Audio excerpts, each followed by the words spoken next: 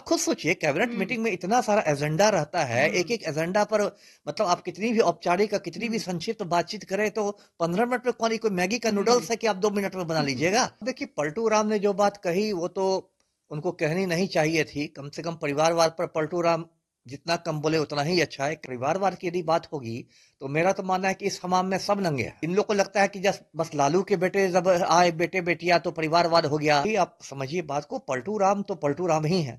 अब इनको फिर एक बार पलटी मारने की मतलब खुजली शुरू हो गई है। ये जो बयान दिया उसके बाद जो रोहिणी आचार्य ने जो ट्वीट किया है, वो तो ट्वीट के बाद तो पलटू राम को अब मैं क्या कहूँ, चुल्लू भर पानी में डूब मरना चाहिए। ऐसा तो नहीं हुआ कि वो बिना लालू यादव से, लालू ने भी कहा होगा कि एक ट्वीट करो फिर डिलीट करना, लेकिन पलटू राम की तो फजीहत हो जाएगी ना। देखिए अभी तो बिहार की राजनीति अब वही है, इधर शीतलहरी भी है उधर राजनीति में गर्म लहरी भी है। अब अभी इस बात की मतलब फिजा में चर्चा है पटना में कि हो सकता है पलटू राम विधानसभा भंग करने की सिफारिश कर दे, है ना, कि लोकसभा चुनाव के साथ ही बिहार विधानसभा का चुनाव भी हो जाए। ये मतलब 12-13 घंटे में जिस तेजी से घटना चक्र चला है उसके बाद तो लगने लगा फिर देखिए हो सकता है फिर लालू और नीतीश बंद कमरे में गुफ्तगू करें और फिर कुछ हो।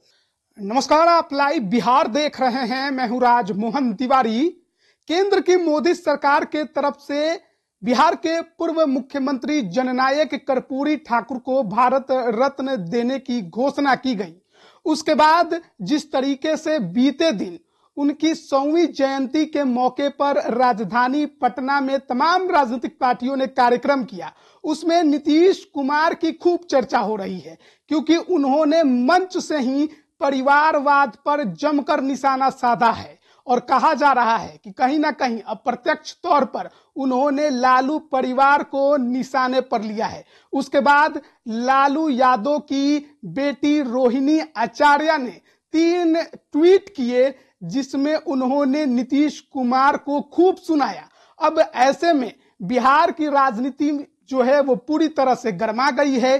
क्या इंडी गठबंधन बचेगा? लालू यादव नीतीश कुमार की जोड़ी लोकसभा चुनाव तक रहेगी या फिर अब कहानी समाप्ति की ओर बढ़ गया है? इसी पर बात करेंगे। हमारे साथ पूर्व आईपीएस अमिताभ दास जी हैं। सबसे पहले तो कर्पूरी जयंती का मौका और नीतीश कुमार का ये निशाना कैसे देखते हैं? अब देखिए पलटू राम ने जो बात कही वो तो उनको कहनी नहीं चाहिए थी। कम से कम परिवारवाद पर पलटू राम जितना कम बोले उतना ही अच्छा है। कहते हैं ना कि सूप बोले तो सूप, है ना, चलनी क्या बोले जिससे 72 छेद। तो क्या जो जदयू पार्टी है नीतीश की अपनी पार्टी, वो क्या परिवारवाद से मुक्त है? कर्पूरी ठाकुर जिनका मंच था, जिसके मंच पर लोग बोल रहे थे जयंती पर, उनके बेटे रामनाथ ठाकुर को ही नीतीश कुमार ने राज्यसभा भेजा है।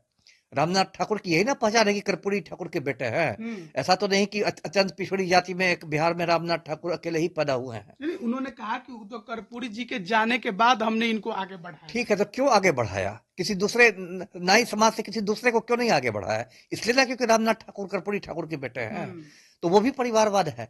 और जिस इतने और अभी जो बोल रहे हैं, देखिए परिवारवाद की यदि बात होगी तो मेरा तो मानना है कि इस हमाम में सब नंगे हैं।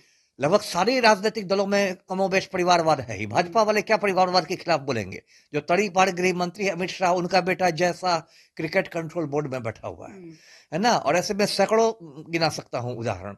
तो क्या है कि इन लोग को लगता है कि बस लालू के बेटे जब आए बेटे बेटिया तो परिवारवाद हो गया, जब नेहरू गांधी परिवार के लोग आए तो परिवारवाद हो गया, लेकिन बाकी जो सब होता है वो आपको नहीं दिखाई दे रहा है। जिस तरीके से एक पार्टी के अंदर शीर्ष नेतृत्व में परिवारवाद जब बढ़ता है तो उसी पर लोग ज्यादा सवाल खड़े करते हैं, और कहीं ना कहीं लालू परिवार में वो चीज तो देखने को मिलती है आरजेडी के अंदर। नहीं ठीक है, तो शीर्ष नेतृत्व में मान लीजिए ये अगर आप ऐसे ही बात करें तो शीर्ष नेतृत्व में लालू के परिवार में प्रदेश अध्यक्ष जगदानंद सिंह है। वो कौन लालू की पार्टी से आ रहा है ना? प्रदेश में प्रदेश अध्यक्ष है ना, शीर्ष नेतृत्व में है ना। तो ये सब देखिए, अभी आप समझिए बात को, पलटू राम तो पलटू राम ही है।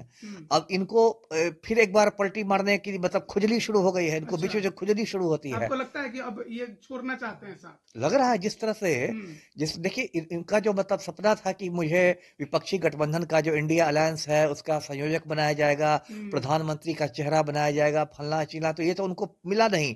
अब एक कर्पूरी ठाकुर को भारत रत्न देके एक इनको बहाना मिल गया है मोदी जी को बधाई देने का। और उधर तड़ीपार गृह मंत्री का भी कुछ बयान आया था कि हमारे दरवाजे खुले हुए हैं। और अभी जो बयान दिया उसके बाद जो रोहिणी आचार्य ने जो ट्वीट किया है, वो तो ट्वीट के बाद तो पलटू राम को अब मैं क्या कहूँ, चुल्लू भर पानी में डूब मरना चाहिए, है ना। अब रोहिणी आचार्य ने जो ट्वीट किया उसमें नाम तो नहीं लिया, लेकिन समझने वाले समझ गए, ना समझे सो अनाड़ी है ना। रोहिणी आचार्य ने क्या लिखा कि समाजवाद का पुरोधा वे लोग बनते हैं जो हवाओं की तरह विचारधारा बदलते हैं। अब पलटू राम से बड़ा हवा की तरह विचारधारा बदलने वाला कौन हुआ है, जो 6 महीना भाजपा के साथ रहते हैं, 6 महीना लालू के साथ रहते हैं। फिर परिवारवाद नहीं बढ़ाया है नीतीश कुमार ने, तो उस पर तंज कसते हुए कहा कि रोहिणी आचार्य ने इशारों इशारों में कहा कि इनके तो जो बेटे हैं, नीतीश के बेटे, वही अयोग्य हैं, तो ये क्या परिवारवाद बढ़ाएंगे, उसको क्या आगे बढ़ाएंगे, खुद में इनमें कमियां हैं। बाद में जो विवाद खड़ा हुआ तो फिर रोहिणी आचार्य ने ट्वीट डिलीट कर लिया, लेकिन डिलीट करने से क्या होता है, यहाँ तो कितने लोग स्क्रीनशॉट ले लेते हैं, कितने लोग शेयर कर देते हैं, तो ये तो अब पल भर में हो जाता है। अब उसको डिलीट करे तभी तो हर जगह बात फैल ही गई। अब रोहिणी आचार्य के साथ एक बात दर्शकों को मालूम होगी कि रोहिणी आचार्य ने ही लालू को अपनी किडनी दी है। जो लालू यादव का किडनी ट्रांसप्लांट हुआ सिंगापुर में, तो रोहिणी आचार्य की किडनी ही उनके शरीर में लगी हुई है। तो लालू की तो बड़ी मतलब खास बेटी है वो। तो कहीं ना कहीं लालू यादव के आशीर्वाद से या उनकी सहमति से ही ये बात कही गई होगी। ऐसा तो नहीं हुआ कि वो बिना लालू यादव से, लालू ने भी कहा होगा कि ये ट्वीट करो फिर डिलीट करना, लेकिन पलटू राम की तो फजीहत हो जाएगी ना, और वो निशाना सही लगा। तो देखिए अभी तो बिहार की राजनीति अब वही है, इधर शीतलहरी भी है, उधर राजनीति में गर्म लहरी भी है। ये आज जो कैबिनेट की मीटिंग हुई, महज 20 मिनट में वो कैबिनेट मीटिंग खत्म हो गई, उसके बाद प्रेस ब्रीफिंग नहीं हुई। कहा जा रहा है कि मंत्रिमंडल के अंदर ही भिड़ गए। बिल्कुल कहा जा रहा है, बताइए 15 मिनट में कौन कैबिनेट मीटिंग मतलब खत्म होती है? आज तक कभी नहीं हुआ। आप खुद सोचिए, कैबिनेट मीटिंग में इतना सारा एजेंडा रहता है, एक एक एजेंडा पर मतलब आप कितनी भी औपचारिक कितनी भी संक्षिप्त बातचीत करें तो 15 मिनट में कोई मैगी का नूडल्स है कि आप 2 मिनट में बना लीजिएगा। इन्होंने तो कैबिनेट मीटिंग को मैगी का नूडल्स बना दिया, अब अगली मीटिंग 2 मिनट में हो जाएगी।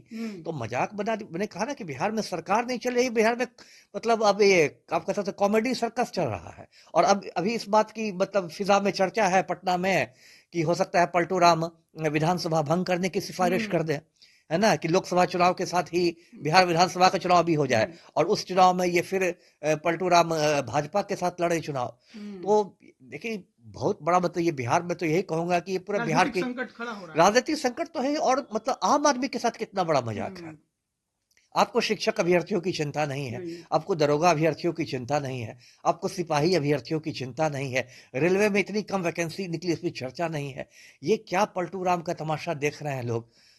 लेकिन इसमें केवल नीतीश कुमार को दोष देने से कैसे होगा, क्योंकि उनकी जो सरकार है, सबसे बड़ी पार्टी आरजेडी है, और अगर जब आरजेडी ही नीतीश कुमार के आगे सरेंडर कर चुकी है, उनकी अपनी खुद की नहीं चलती है, मंत्री जो हैं उनके विभाग के नीतीश कुमार बदल देते हैं, तो ऐसे में आपको नहीं लगता है कि आरजेडी को भी एक बड़ा कदम उठाना चाहिए? नहीं, ये तो सही आप कह रहे हैं। देखिए कायदे से तो संख्या बल के हिसाब से तो तेजस्वी को सीएम बनाना चाहिए था, क्योंकि नीतीश कुमार की पार्टी में तो सिर्फ 43 विधायक हैं, भी तो उसी की है ना।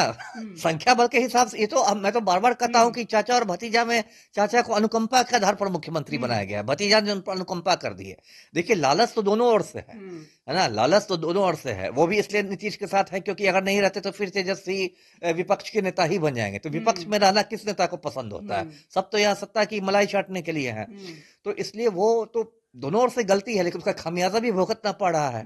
आप आपके मंच पर ही आके वो आपके ही मतलब उपस्थिति में, आपके नेताओं की उपस्थिति में वो परिवारवाद पर बोल रहे हैं, और आपको चुपचाप आप समझ भी रहे हैं कि मुझे कहा जा रहा है, आप चुपचाप सुन रहे हैं। तो जब आप समझौता कीजिएगा तो इसके लिए तो तैयार रही, फजीहत के लिए और जलील होने के लिए तैयार रही है जी। तो आपको लग रहा है कि अब ये ज्यादा दिन तक आरजेडी जेडीयू का साथ नहीं चलने वाला है? अब तो ऐसे ही आसार है, खास के पिछले मतलब 12-13 घंटे में जिस तेजी से घटना चक्र चला है, उसके बाद तो लगने लगा फिर देखिए हो सकता है फिर लालू और नीतीश बंद कमरे में गुफ्तगू करें और फिर कुछ हो तो अलग बात है। लेकिन अभी तो थोड़ा मतलब तनाव है वो स्पष्ट दिख रहा है, हाँ सतह पर आ गया है। चलिए बहुत बहुत धन्यवाद आपका हमारे साथ जुड़ने के लिए। तो देखिए जिस प्रकार से बिहार की राजनीति 1-2 दिनों से गरमाई हुई है, क्योंकि नीतीश कुमार ने कर्पूरी जयंती के मौके पर परिवारवाद पर बड़ी टिप्पणी कर दी, और वो निशाना लालू परिवार पर सीधा जाकर लगा है।